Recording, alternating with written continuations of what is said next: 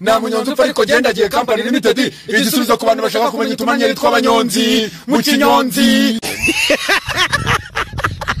Waba uri cyangwa uzi umunyonzi cyangwa warateze igare, reka turebere hamwe twese utumanyeri tw'abanyonzi mu Kinyonzi.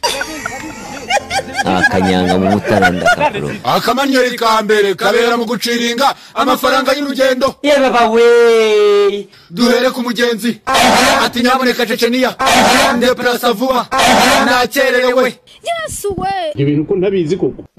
Chechenia nawe ati icaraho tugende 8:5 kuko nta rugendo mu Kinyonzi rwuzuza senyisa. Yesu, will you keep quiet?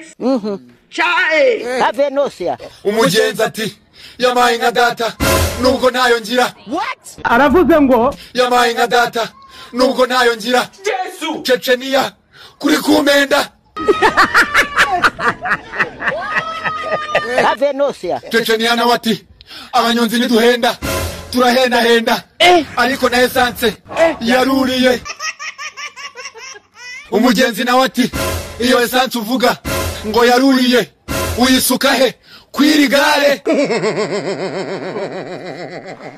Checheka gasome guki. Chechenia ati nyisuka muri moteri. Yesu. Umugenzi ati moteri iri he? Chechenia ati iri mu gifu.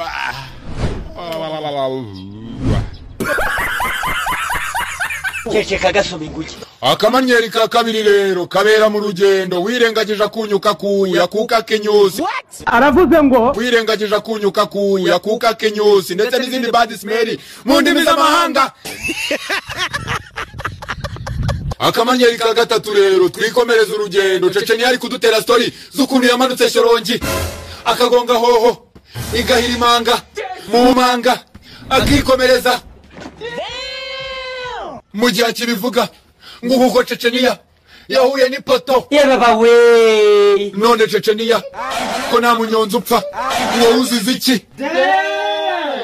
Chechenia ati sorry nako nari nayirashe nta gare ripfa hapfa nyiraryo. Akanyanga mu Mutaranda kapro.